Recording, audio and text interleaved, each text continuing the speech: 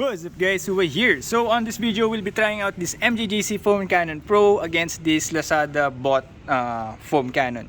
So for this foam cannon, we already modified the, what do you call this, the orifice inside it. So the stock I think is somewhere around like 1.3 or 1.25 milliliters. Now we change it to 1.0 milliliters, and we also changed the adapter to a 1/4 inch quick connect, just like this one. So we put the same solution, SCARCITY S101A super foam car shampoo at the same dilution ratio, 1:50. So 10 milliliters to like 500 milliliters of water. So both of them contains that. Alright. Alright, so we're gonna try the MJJC foam cannon first. So it has a stock orifice of 1.25 milliliters. So are we all good to go? And it's all turned all the way to the right.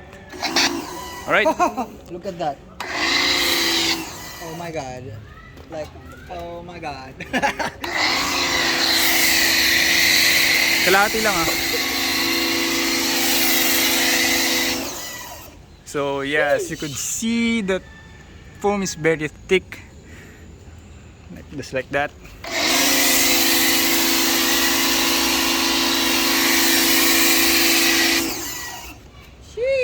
So that's the foam that the MGJC foam cannon produces. Ito, yan o.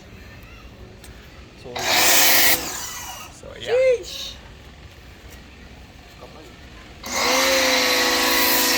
May dadaan ah. Uy pre, may dadaan. May dadaan.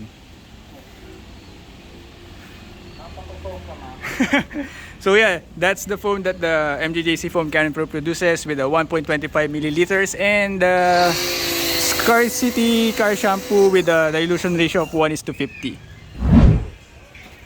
So now we're gonna switch with the foam cannon that we bought from Lazada. So it currently has the 1.0 milliliter orifice, but originally it has like a 1.25 milliliter. So we're using the same shampoo, and let's see how it foams up. Wow, why do the fan, the spray nozzle?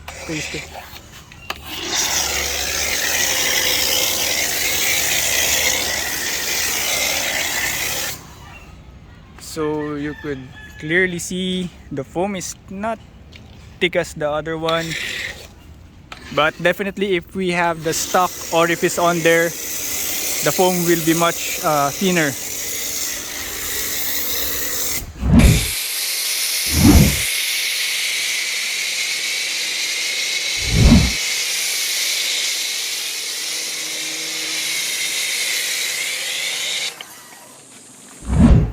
So you could see that the foam is quite runny. Even if you spray it from a distance, you see the foam is quite runny compared to the other one.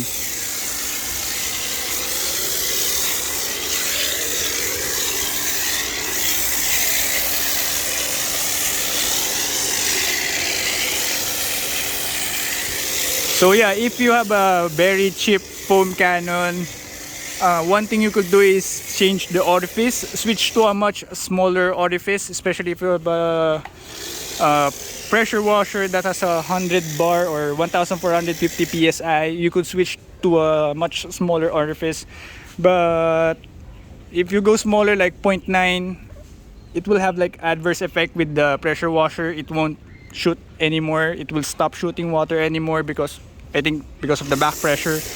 So yeah, with a similar pressure washer with mine that has a 1450 psi and 440 liters per hour, you could go as low as like 1.0 milliliter orifice. But if you go any, yeah, actually it's good with like the current setup. But if we have the, as I have mentioned earlier, if we have the stock orifice of that foam cannon, it will not produce that thick foam. It will be like thinner and more runny compared to that one.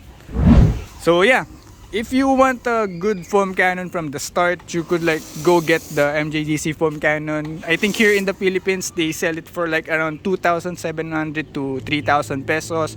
And if you're an international viewer, you could get it at like $59 US. For that one, the cheap foam cannon we bought, it's not really cheap actually. It's kinda overpriced for its quality. We bought it like around 1,000 pesos. So yeah, that's the short video about comparing our MJJC foam cannon to the foam cannon that we bought from Lazada. Alright, so guys, I hope you found that video helpful. So please don't forget to like and share this video. And if you haven't subscribed, please consider subscribing. We'll have more videos soon. So guys, thanks for watching.